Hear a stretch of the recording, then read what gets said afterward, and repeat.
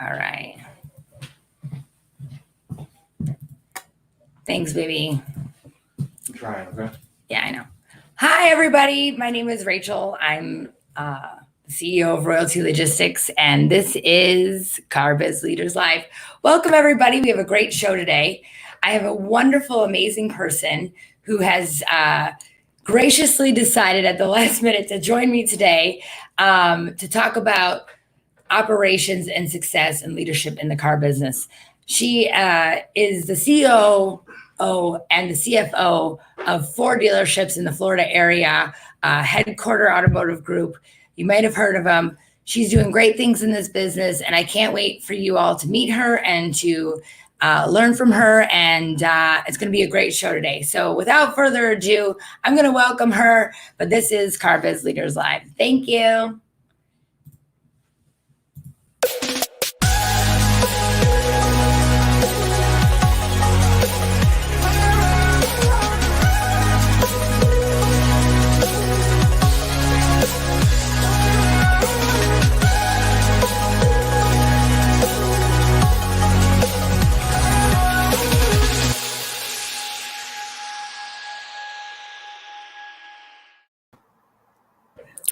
Well, hi, Jody. Thank you so much for joining us, and I'm so grateful that you were able to come on, and you were smart enough to wear a hat today, and I'm just sporting the roots. So, but thanks so much for coming on, and it really means a lot to me that you were able to come in this very short notice. So I do appreciate that.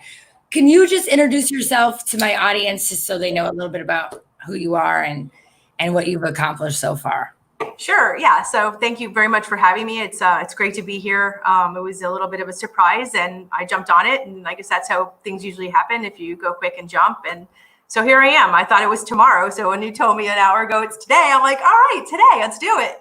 So my name's Judy Farcus. I've actually been in the car business my entire life, almost. So a little more than 30 years probably. And I've been with Headquarter Automotive Group for 23 years.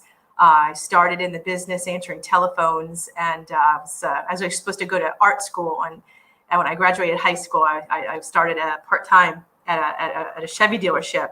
And I was supposed to go to art school when I graduated high school, and they offered me a full-time job at the store. And I told my dad, I go, you know what, I'll go to night school. I like this accounting. I like this car business stuff. So I'm not going to go to art school. My dad's like, okay. So that was an easy, quick pivot of not going to art school, and went to go work for a Chevy dealer for 6 years. And he bought a few dealerships. It was Mike Maroney back in the early stages before AutoNation started. So it was a really cool experience for me. And he's a great leader and great foundation of my learning and my career start.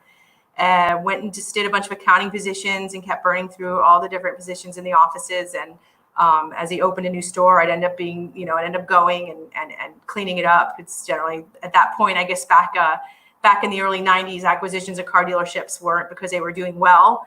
So that was it was fun. I love challenges. I like to always do the hard stuff first, and then the easy stuff. I save the easy stuff for last. That's how we go about doing things sometimes, for sure. So I worked with a Chevy dealer, worked for 6 years with Mike Maroney, and then moved on to another Chevy dealer. And then AutoNation actually acquired that one. So I moved on to Headquarter Automotive Group. I came in as an office manager and just kind of worked my way through that as well, and ended up running my way through leadership and enjoying my spot now as I'm officially CFO of the group. I probably have a little bit of a COO role as well. My side hustle is the financial side. My real passion and biggest part of my time is spent on operations and personnel and policies. I think that's so important because a lot of times, and just with the title, it's like everybody has to wear multiple hats, you know what I mean? And when you have like different backgrounds, you can really kind of see things from a different perspective than maybe somebody with a straight operations background may have. Tell us some of the things that you've been working on lately that have sort of kind of propelled your business during this time. Some of the things we've been working on, like as far as like mostly. Yeah, so we were working on policies and the people. Like, what are some of the things that you think have really made an impact, like to your business that may help somebody else out? Like that you've sort of like figured out, like, aha, we need to do this, and went from there. So we're three dealerships. One is in South Florida, and the other three are about 200 miles in Central Florida from us.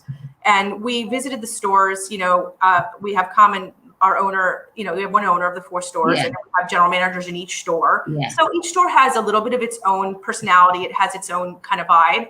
But we try to standardize as much as we can to just to leverage efficiencies. And so I would, end up going up to the Orlando stores with the owner. We would either, spend a couple days or one day up there, or I'll go there and stay there. And so there was that contact. And obviously, when things went down, that's it. Everybody stayed home. There was no more moving around. Then we started doing like just a conference call on the telephone. And I'm like, let's do Zoom. And he was getting antsy. He was almost wanting to go to Orlando. I'm like, no, we're not going to go right now. It's not, it's not a good idea. Let's stay where we're at and not spread Miami germs up in Orlando. They've been doing pretty good. So I started the Zoom thing, and this Zoom thing just really brought the communication and just put like a really great, it put us all on the same page. And it also put our CEO at ease. Like he wasn't feeling, I guess, out of control, as you would feel if you can't really see and touch something. Seeing and touching us, at least on these Zoom calls, was a big change. So now we've brought in more of our leaders into the call, and we're just leveraging so much strength and so many different experience levels and intelligence levels and just broad experience bringing into one room every day. It's been great. So we're all learning from each other, and we're obviously we're trying to stay on the same page together. And I think we're going farther and faster because of this. I think that's very interesting. People are concerned, like, well, can people work at home? And I think there was, there's different types of management styles where they're like, okay, can people be trusted to do their jobs without being managed per se? And I think for the most part, they can, right? And as long as you have that communication where everybody's on the same page. What are some of the insights that you may have learned from some of those calls that you just may not have, what are some of the things that you guys have learned together as a group? So that we have 4 different makes. So there's 4 different manufacturers we're dealing with, which is different. You have a different even customers when you're having different manufacturers. So I would say, and then our marketing side, I think that we're leveraging marketing, and what doesn't work for you, what works for you. And now we've actually, on the sales side, we're doing sort of like a best practices kind of a thing. We're going to create some videos of best practices to really leverage what each store is doing really, really good. And now today we started our first fix ops meeting. The fix ops guys all of us are together in one meeting, but now we're like focusing each meeting on a certain leg of the business.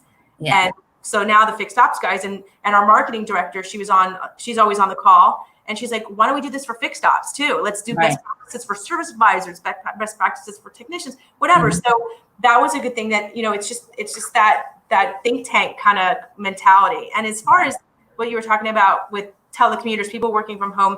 So we have a few that are doing that right now, which we're happy that we can accommodate, and they're doing a fantastic job. But, we miss seeing them, and it's fun. So like I usually every day I have my routine. I come in, I put my stuff down, I go get a cup of coffee. I go through the accounting office to go get my coffee, and then I walk through HR and I say good morning. Everybody sees me and I see everybody, and I have my little inside joke with pretty much everybody. And I like miss walking by people. So like I did like a video call, and I walked by their desk. I go, look, I'm walking by your desk, Lisette, I miss you. And I Michelle, I miss you.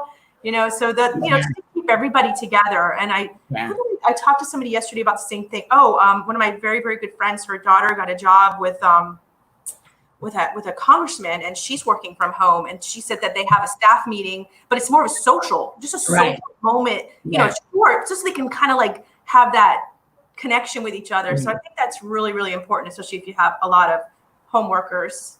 Yeah, I think it's so important. First of all, I love how you have so many like different departments that you have to kind of go around. I love that. That's so interesting, because as an entrepreneur, as somebody who's, in your type of position, you kind of have to be able to, pivot really quickly into a whole different realm of the business, and just bringing everybody's ideas together. I think that's fantastic as well.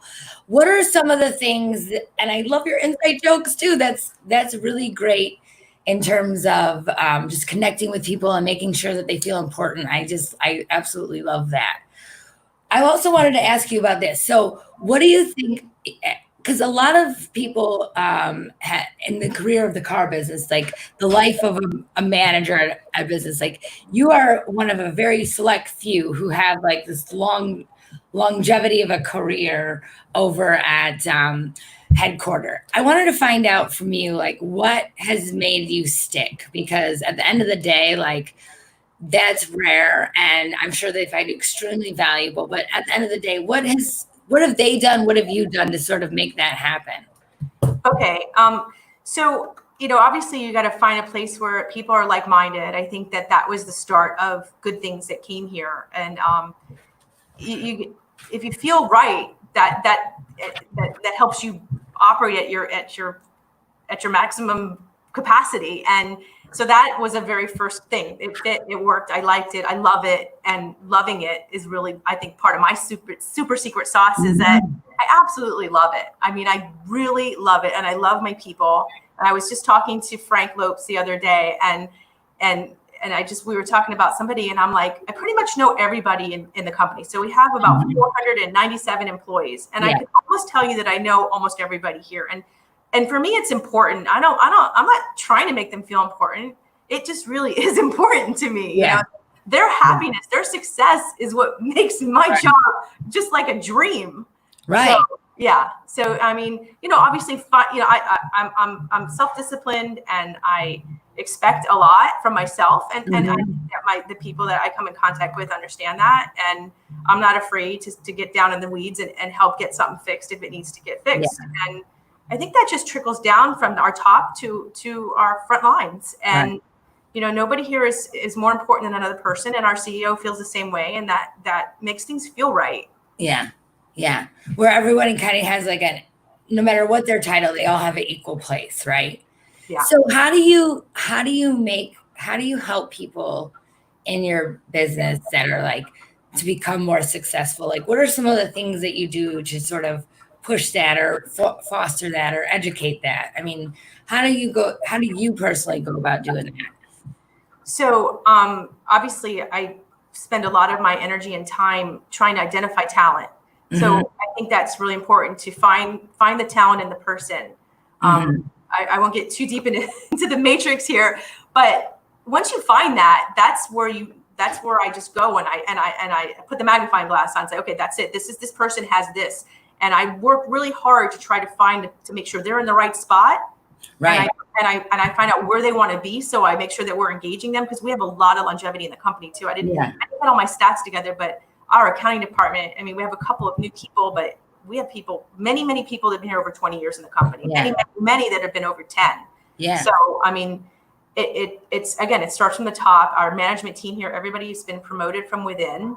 And so there's a career path. You find talent in somebody, you find out what they want to do, and you let them know there's a career path.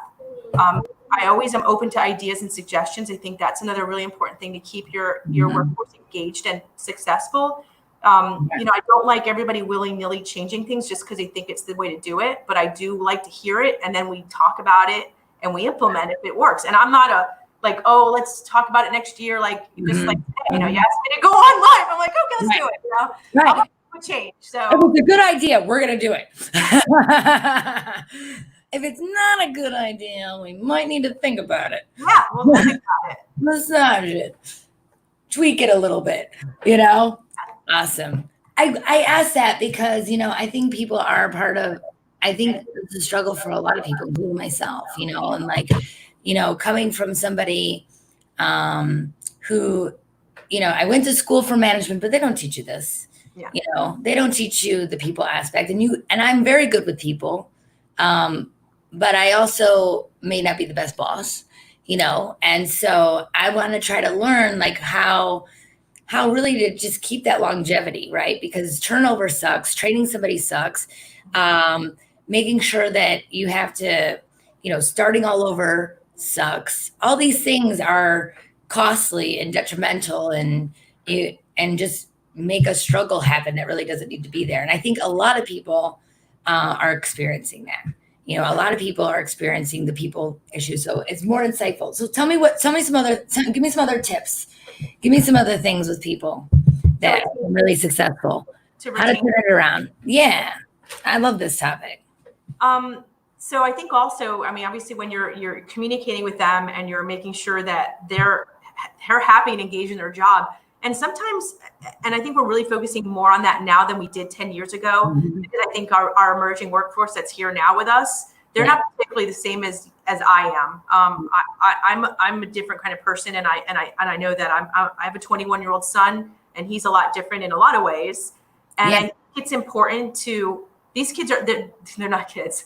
These young people are much more adaptive to change. They like different stuff. They like variety. Like they don't have a problem coming in and being a rental agent today, and then in the afternoon they'll go to service and finish up in BDC and service. Yeah. And I think we are, doing it for so long. I think we get so comfortable with, you make a slot. There's this etched slot, and it does. I don't think our industry can tolerate that for much longer because of the workforce, because of who we're dealing with. We need to make sure that they are happy and engaged and loving what they're doing. Right. So I think that is one thing that we're working a lot on, is moving people around. And we don't move people around that are not doing well. There's that's another big CEO. Our CEO has a big no. If somebody's not doing well at something, it's not time to move them. And that's a really good discipline to have. But if they're doing well and they're showing promise, or they're, or we see something, go, well, you know what? She's a great rental agent, but she'd be a really great service advisor. Right. She's probably she's probably watching now. I can't see anybody right now, but I'm almost sure she's on watching it, and she's amazing, and she knows who she is. So yeah. So I think that's so important too. A lot of people, they disregard younger people for work. They don't have a work ethic, this or that. But I think the key to that is not only change, but changing them around, but it's also the flexibility too, right? So they don't want to spend all their, we could spend, because we absolutely love it, 80 hours at work, and it wouldn't faze me, right? It doesn't feel like work, right? It doesn't feel like work. This is my family. This is who I am. This is what we do, right? No matter what, I love it. So, but I think that, as people, they need that flexibility and that the ability to not, because they're very smart. I mean, some of my best people are younger people, because the technology comes so quickly to them, and everything can automate so much easier. What do you find that, some of the younger people what kind of gifts have they brought you into your dealership? Oh, wow. I think the flexibility, because so for example, we have a young lady that works in our office, and when the pandemic hit and all this stuff happened, we had a lot of people that didn't want to come, and we were really flexible with everybody. And we said, if you don't want to come, HR went through the whole thing and said, just tell us what you're going to do. Tell us when you're going to plan on being back. So we have this whole setup for that. And so, but we ended up with our cashier, our cashiers, our receptionists, our people that answer the telephones, our main pulse of the store. We were nobody. So this young lady and another lady, they took on the entire thing. The 5 or 6 shifts of people, they took care of it in 2. So, but she was fine to do that, and she's over there doing that, and now she's doing both, and she's going to do back and forth, because now our work levels are not quite 100%. So we're trying to balance. Yeah. So I think that whole ability that they're not so rigid, and they're not so stuck in their ways, that they like something different. To them, it's like feeding them food. They're like, yes, let's do it. Right. So I think that's right off the top of my head. I'll have to think, and probably have something I'll pop in a few more minutes. But they do bring some more, probably a little bit more use of some of the technology that maybe I'm learning to use more now. They're great. I love them. I love them too. They're really, and I know. And so now was your dad in the car business then, or nobody? Mm-mm. So you were on your way to art school, and then you're like, Dad, I'm going to go over here and do this. And he's like, fine. Yeah. So it just was it randomly popped up for you that you were going to be in this business, sort of like a destiny, or? No, I had, a high school friend of mine, she actually, I switched high schools to be with my best friend at the time. And then she quit school and she went to go work for the car dealership full time. Yeah. And she's like, oh, they need a nighttime operator. So I'm like, okay, I'll do that. So I worked at night in my, probably my junior and senior year of high school. And then I was, ready to go to college. And that's when they're like, hey, we're buying this car dealership in Miami. Do you want a full-time job? And then you're going to make like $8 an hour. I'm like, wow, that's huge. Let me do it. So I told my dad, I'm like, I'll just go to night school. I really like this whole numbers thing. I love painting. That's really fun too. But so my dad raised me alone since I was about 15. And and he was like, basically my life from 12 or 14 on is if I wanted to eat, I had to cook. And if I needed to clean clothes, I had to wash them. And I was pretty independent. And he was like, okay. And so we tabled the art school and I went to a little bit of night school. I almost finished and kept working. So the thing about the car business is that, it's a good business, right? And so when you get into it, and I think that's why so many people are addicted to this business too, or they love it so much. It's got everything. It has like great people. You can really be yourself. You got math, you got personal skills, you got selling, you got operations. Like it makes your brain fire on all different types of problem solving levels. And I think that it's really engaging. And then also it's like very fast, and I call it like gambling personally. Yeah. But and you like the action, right? Like and it's a great business to be in. What do you love most about it? What do you love most about this business? Like, I mean, you have your hand in so many pots. What do you love the most? My people. Mm-hmm. That's it. It's like, that's it. That's what brings me here. So are you like the mama bear there, or like, how do they see you? That's what I want to know. Yeah, I would probably say they probably see me a little bit like mama bear. Probably. Yeah. I mean, but they're sweet. Like when I go see my people at Honda, it's like before this, it was hugging and, hey, oh my God, like a true, sweet, warm thing. But they also knew if I came a certain way that there was some big problems going to happen. Like, it's not just like, I'm not just the fairy godmother, Right. But the boss hat on now. But yeah, I know it feels good. I try to stay consistent. People know what to expect from me. And I think when you don't surprise people and you tell the truth, I don't sugarcoat things. I'm honest. If I have to talk about something that maybe some people don't like to do, I like to go right straight in for stuff if I have to, and people appreciate that. And I think that's important. I think that's so important too. It's like, I think everybody needs a little something different, but if you really know your people and you know who you are and you're talking from a genuine level, like they're going to receive it, and the people that don't receive it well, maybe they're not the best fit. And even them, later figure it out. Yeah. They might be mad right then and there, but they figure it out. They do. And I feel like when I have to deliver that type of personality, I still help them, and they're going to use that later, and they're going to be better. Yeah. And they're going to be fine. I love that. I love how you have such a positive attitude. I think that's so important. How are you keeping up with the positivity? Like, how do you stay? Because honestly, like we all went through, I think everybody in this country went through like a screeching halt, right? And now we're like kind of like coming back to life, but nobody is at 100% yet.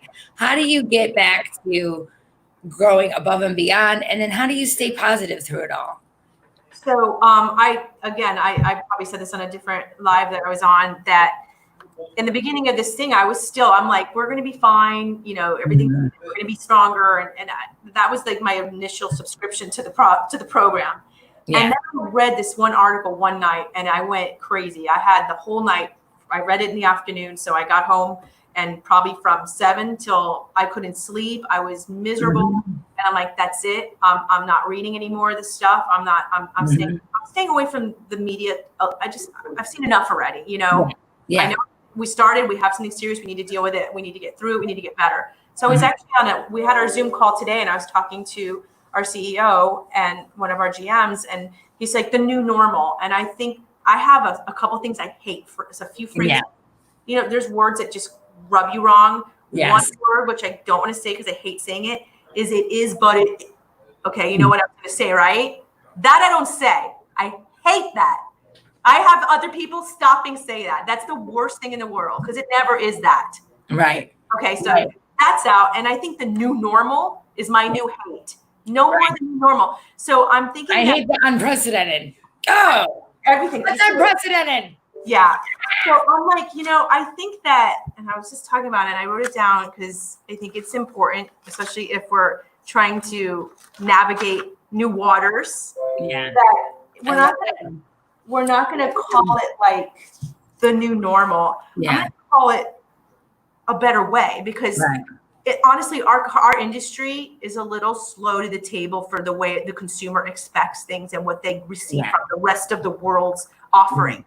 So this situation has caused our industry to get a kick in the pants to really get better. So I don't want this to be the new normal. This is the better. This is the better way to do it. Right. So that's, I think, part of my positivity that, I like find a pile of poop and there's always like a little piece of corn or something always good in it, I think that's so important. There's so many different ways to buy cars and the dealership and this and that. And what it comes down to, I really think, is about the experience, right? Right. And so maybe it's not the new normal, but it's the new experience. And and how to make that the best possible situation where everybody feels comfortable and welcomed into your home, really. I mean, obviously this is work, but I feel like when people come, it's a home, right? Yes. And so, and we got to make sure that it's still a place where people want to go and do business. So I'm all about that. I wanted to find out, one more thing from you. So we were talking about the things that you don't like, right?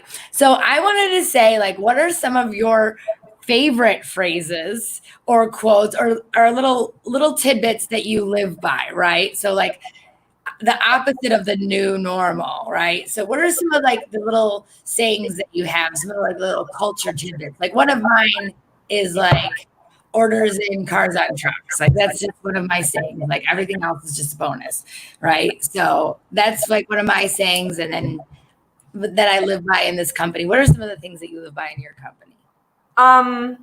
So it's not work if you love it. I know it's really cliche, but I really live by that. And I hope that I let people see it and don't be afraid of feeling that. I think some people are afraid to feel that. I think that, and I want our workforce now to understand that it's okay to I know it's a job. Some people it's a job, some people it's a career. Some people this is a stepping stone. Some people are in school and they're just doing this to get them through school. And some of them, they're going to change their minds and say, yeah, I love this. I don't want to go off and be a whatever. I want to stay in the car business. So I think it's not work if you love it. Like if you want to see on my ways how to get to work, because I still do that to see the best traffic way to get to work. Right. Florida has terrible traffic, by the way. Hate it. Terrible. I don't have my work under work. I have my work under love it. So when that comes up on my phone, that's what I see. So and I stay focused on that, and I try to promote that. And I think you find people that can become comfortable with that mindset, and that just helps also with their careers and with them staying in this industry, which is wonderful. I know we didn't get to talk about me being a female in the industry, but it's not a big deal to me, and it's just worked out. I'm a female, and I'm really great at what I do. And what I really feel I am is just the best at I'm the best person that can do this job. I mean, it's cool that I'm a woman, and I love helping and promoting women and mentoring women, because I want everybody to think that they're not limited. Yeah.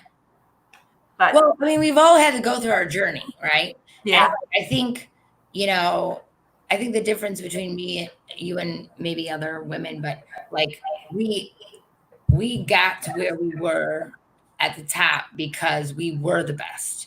Like there was not like just somebody just got like, I don't know if you've ever had this experience, like, really? Like, oh no. Like we just look it up, like, how did they get their job? Right. Like, I think, honestly, sometimes I think that is the difference between, like, we really are the real deal. And I think that's what, you have to love it, and you have to be passionate to be, really great and successful in any business. You really do. And so I think that's awesome. But yeah, listen, Judy, you've been amazing.